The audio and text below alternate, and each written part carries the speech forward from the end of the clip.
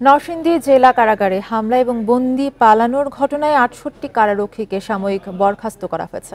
স্বরাষ্ট্র মন্ত্রণালয়ের সুরক্ষা বিভাগের বরাত দিয়ে অতিরিক্ত জেলা ম্যাজিস্ট্রেট তাজওয়ার আকরাম সাকাপি ইবনে সাজ্জাদ এই তথ্য জানিয়েছেন। এর আগে ২৩ জুলাই নরসিংদী জেলা কারাগারের জেল সুপার আব্দুল কালাম আজাদ এবং জেলার কামরুল ইসলামকে বরখাস্ত করা হয়। গত ১৯ জুলাই বিকেলে নরসিংদী জেলা কারাগারে হামলা, ভাঙচুর ও অগ্নিসংযোগ করে দুর্বৃত্তরা। এতে জেলখানায় থাকা ৯ জন জঙ্গি সহ ৮২৬ জন কারাবন্দী পালিয়ে যায়। অস্ত্রাগার থেকে লুট করা হয় ৮৫টি আগ্নেয়াস্ত্র, ৮,০০০ গুলি। পুড়িয়ে দেওয়া হয় জেলখানার গুরুত্বপূর্ণ সব নথি ও আসবাবপত্র। পরে পালিয়ে যাওয়া বন্দীদের মধ্যে ৫৭৫ জন আদালতে স্বেচ্ছায় আত্মসমর্পণ করেন। লুট হওয়া অস্ত্রের মধ্যে ৪৯টি এবং প্রায় ১১০০ গুলি উদ্ধার করা হয়েছে।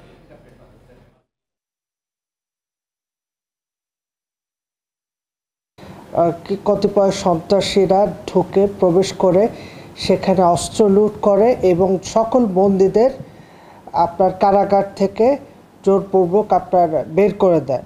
৬৮ জন কারারক্ষীকে সাময়িক বরখাস্ত করা হয়েছে বলে আমরা জানতে পেরেছি।